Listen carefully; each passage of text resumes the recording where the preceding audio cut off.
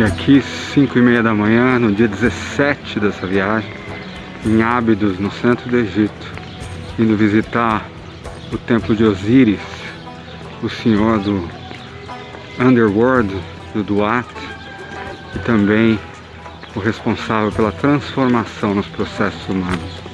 O templo de Osíris, o templo da transformação. Nós temos meia hora só para o nosso grupo, para a gente poder entrar no mais intacto dos templos.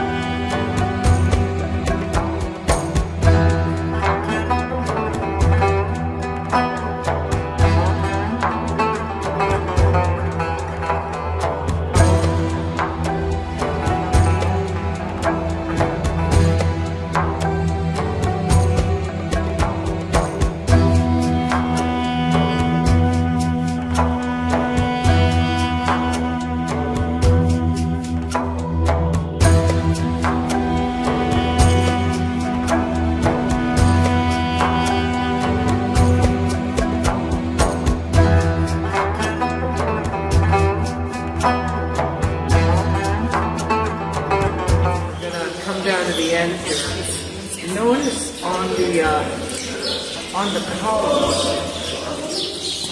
you will see again and again this figure of a bird with hands up like that. It signifies the people.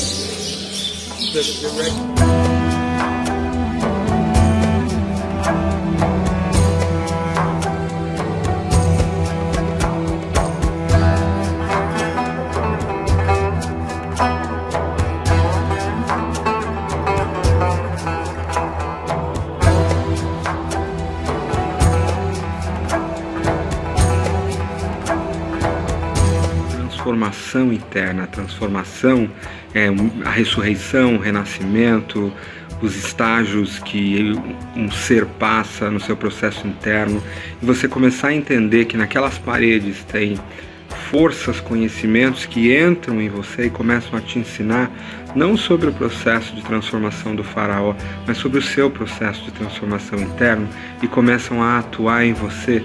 A quantidade de visões internas que eu estou tendo aqui é surreal. Isso é parte dessa viagem interna. Compartilhar antes que isso tome um outro lugar. A experiência dessa manhã no templo de Osíris está extremamente forte. Não faz uma hora que a gente saiu de lá. Agora a gente está num pequeno hotel aqui em Ábidos. Daqui a pouco a gente retorna para Luxor. São 3 horas de viagem.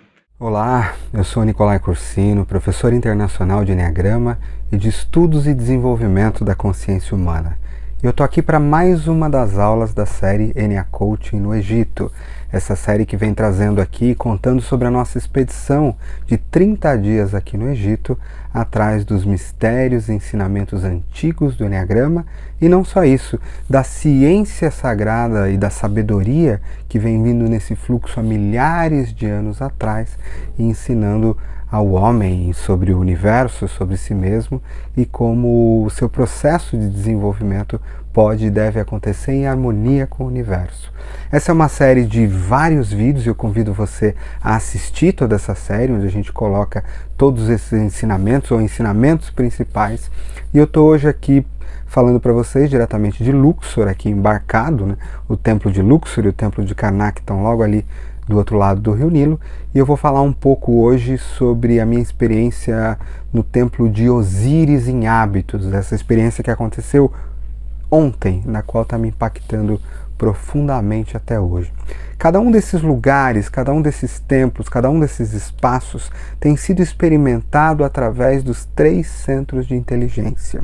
Então, as impressões que esse lugar traz para o centro físico, para o corpo, a sua arquitetura, o seu campo, as impressões que ele trazem para o coração, para os sentimentos, para essa esfera da vida, as impressões que isso traz como visões para o mental, além do conhecimento de cada um desses lugares, que tem sido transmitido de forma não só cognitiva, mas também multinível e multidimensão, que era assim que os egípcios faziam, ensinavam as coisas, é um pouco do que a gente tem visto aqui, do que eu tenho experimentado.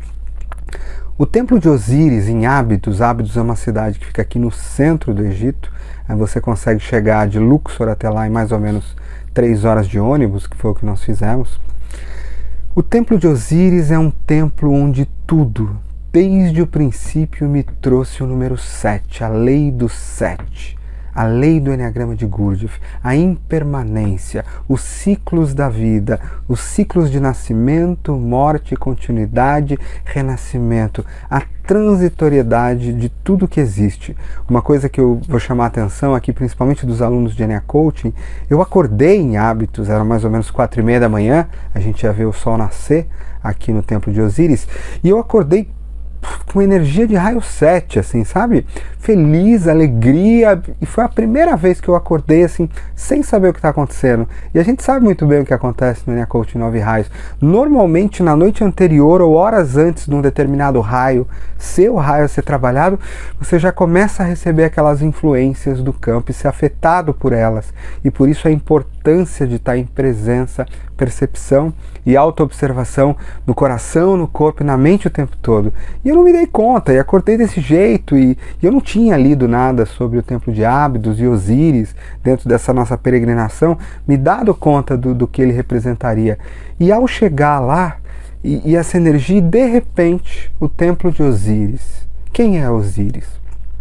O senhor do Duat, o senhor do mundo dos espíritos, o mundo da morte, o mundo intermediário, o mundo onde o faraó faz a sua jornada com a barca, né, com o barco solar, e atravessa, se tiver sorte o suficiente, guia o suficiente, se seu coração merecer isso, se ele souber como fazer isso, atravessa para o terceiro mundo, que seria o mundo da realização da alma, vamos dizer assim. O faraó é considerado a encarnação do ser mais desenvolvido de todos, então é como se ele tivesse, no momento da passagem dele, da transformação do corpo físico, na última existência. E aqui tudo no Egito, vocês vão ver que vários dos templos têm 3 andares, fala-se em 3 mundos principais.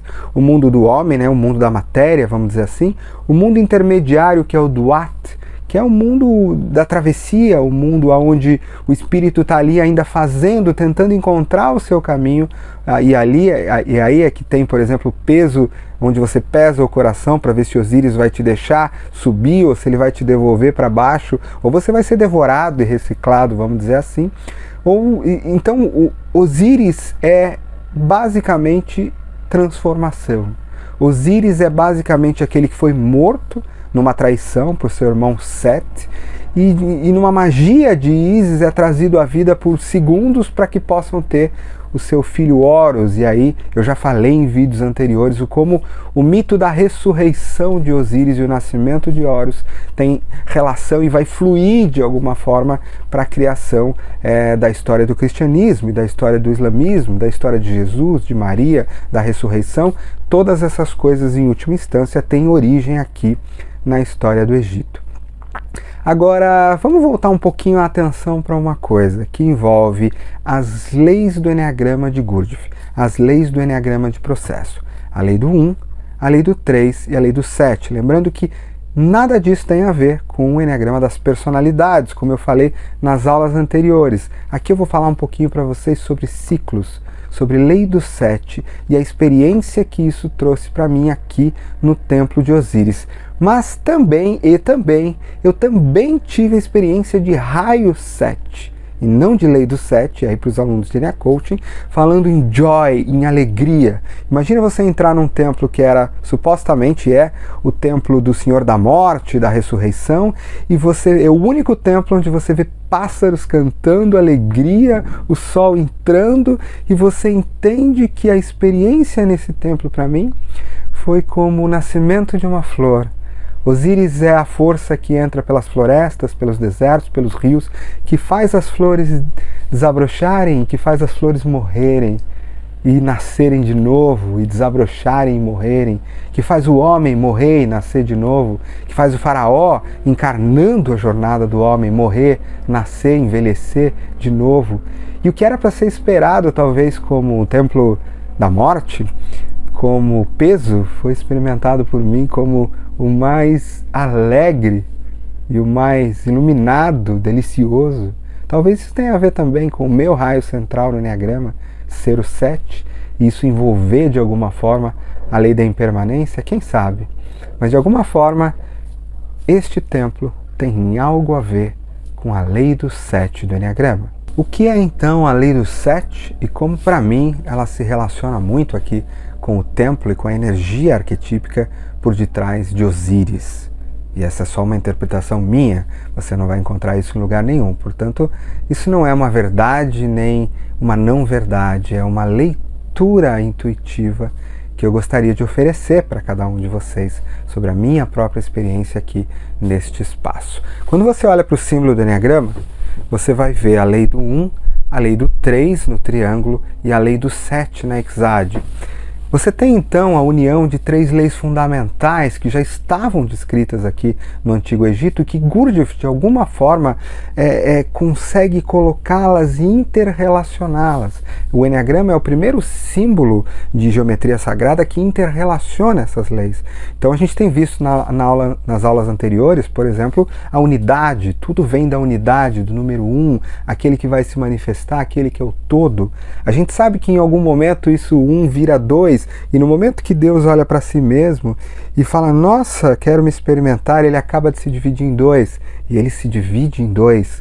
Mas olha que interessante, aqui no Egito, o número 2 é considerado, no Egito Antigo, dentro da matemática sagrada, um número que praticamente não existe, porque ao criar 2, Deus cria já 3, porque existe uma terceira força que é a relação entre 1 e 2. Quando eu era só 1, isso não existia, mas imediatamente ao criar-se 2, criou-se também um terceiro que é uma relação, e o número 3 aqui representa a pluralidade, o plural, a lei do 3, a necessidade de reconciliação da consciência, e com certeza mais para frente eu vou fazer uma aula que eu não fiz ainda sobre a matemática e os números sagrados que envolvem a sabedoria egípcia aqui e as leis do Enneagrama. Mas nesse momento do tempo, vamos se lembrar.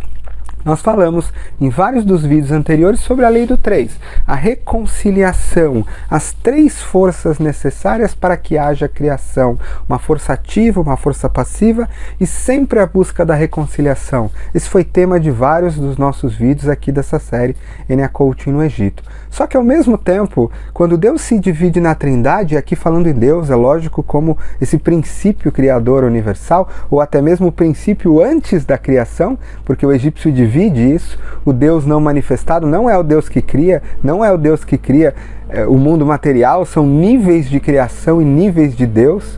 Na verdade, eles só estão descrevendo fases e processos de energia arquetípica. Você, portanto, vai criar o mundo numa divisão do tempo, num processo. O mundo não é uma coisa estática, o universo não é uma coisa estática, ele é algo em desdobramento, ele é um ciclo eterno que nunca para e que fica se realimentando. Portanto, que lei é essa que fala dessa eterna transformação, de tudo como processo, de nascimento, de morte, de continuidade, que a gente integra com a lei do 1 e enxerga esse processo dentro de um círculo.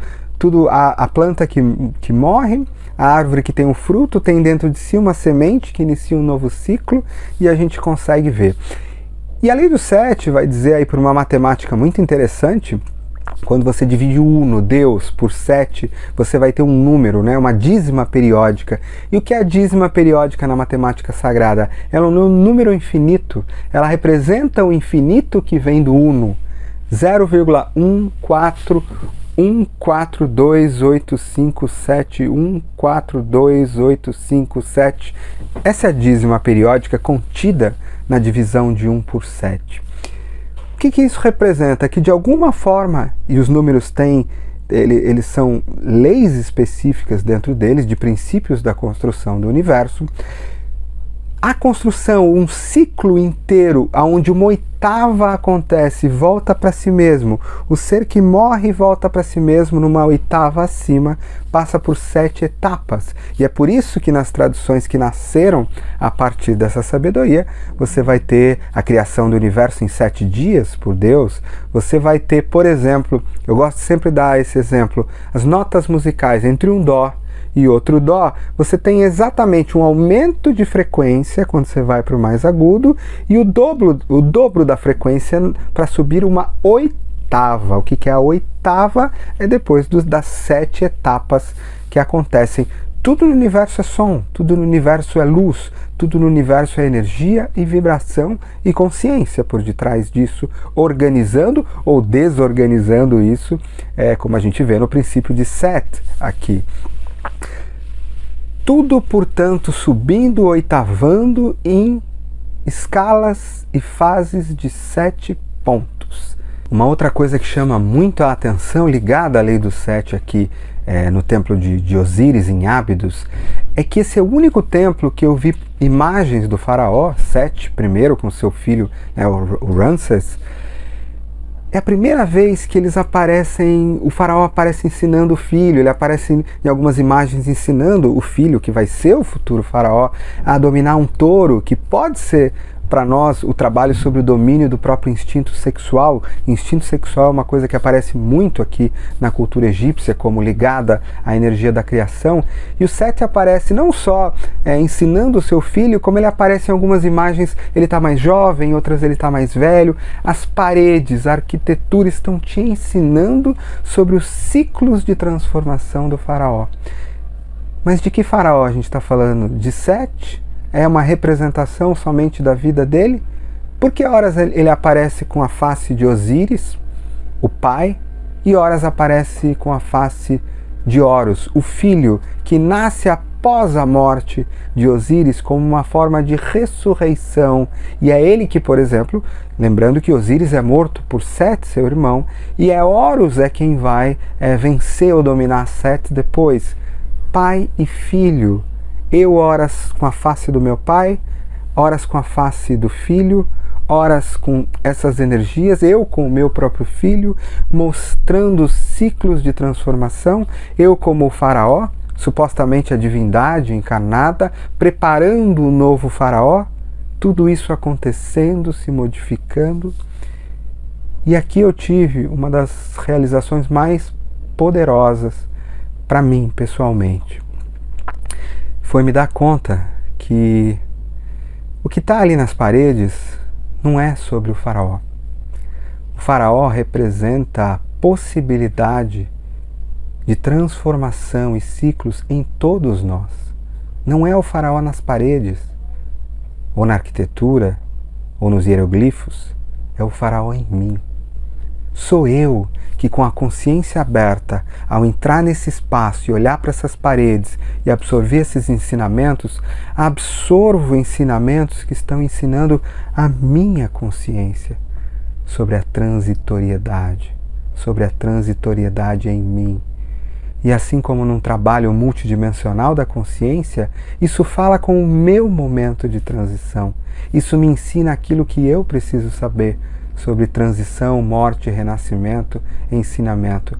E se eu vier aqui daqui a anos, ou se uma outra pessoa estiver exposta a esses mesmos princípios multidimensionais, isso vai falar internamente com elas de um outro espaço, mas ainda assim está tudo isso ensinando de forma multidimensional sobre a transitoriedade, morte e renascimento de tudo que há, e a necessidade de eu internamente deixar essa força da vida que flui nesse fluxo me atravessar e seguir o seu caminho em espiral através dos ciclos de transformação que acontecem através de mim, e adquirir sabedoria sobre isso. E aí é o faraó em mim. E aí tudo o que existe aqui no Egito não está falando sobre deuses, não está falando sobre mitos, está falando sobre mim, mas em linguagem acima, linguagem multidimensional, linguagem junguiana, metafórica, Joseph Campbell, só que em níveis muito elevados. Muito elevados. Tudo aqui, ao longo de milhares e milhares de anos, é uma escola viva, é construído como instrução e transformação para a grande obra de realização da consciência. E isso é absolutamente tocante. Isso leva o Egito e a nossa e a minha relação com essa sabedoria para um patamar absolutamente diferenciado. Para mim também foi extremamente relevante, e é óbvio que aquilo fala com o teu inconsciente, com o teu processo. Não lembrar dos meus filhos, o Gael agora com 10 anos e o Benício com 8, e eu aqui no 18º dia de viagem, e o quanto isso não fala sobre... E eu tenho uma das coisas que mais me impactou nessa existência foi a morte do meu pai, que está prestes a fazer aí 10 anos do tempo corrido. Nós que fomos absolutamente muito próximos, ainda somos, graças a Deus. Então, o pai que tem o filho e que tem os filhos e que transmite, que é o pai, que é o filho e que é o avô, tudo ao mesmo tempo em mim. Em que momentos os meus filhos são eles, em que momentos eles sou eu. E eu vivo através deles, assim como eu vivo, meu pai vive através de mim. Quem é o faraó? Osíris, o pai, Horus, o filho. Por que Horas aqui no ensinamento egípcio, Ísis é a mãe, mas também é a irmã, mas também é a filha, e também é a deusa? E comecem a entender o que está por detrás disso. Não existe fora, só existe dentro. Está tudo acontecendo. Todo o tempo está acontecendo aqui e agora em mim. E esse é um pouco da percepção que eu tenho aqui, da lei dos 7. Da flor que se abre e morre, tudo acontecendo em transitoriedade. E eu posso dizer que tem coisas tem flores que estão desabrochando aqui no meu coração e na minha consciência, desde esse dia de ontem, que eu ainda não consigo compartilhar, mas que em breve vão desabrochar de alguma forma.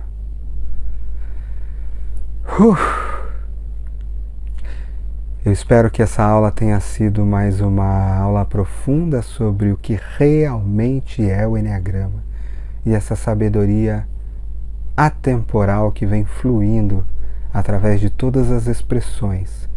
O Eneagrama é um símbolo, e todo símbolo tem multidimensão. Todo símbolo nunca vai poder ser completamente compreendido, e ele vai estar sempre falando com a gente. Quando a gente busca o seu conhecimento, quando ele reflete em nossos processos, e quando ele nos abre caminhos e caminhos para os nossos próximos estágios. Tudo acontecendo aqui e agora.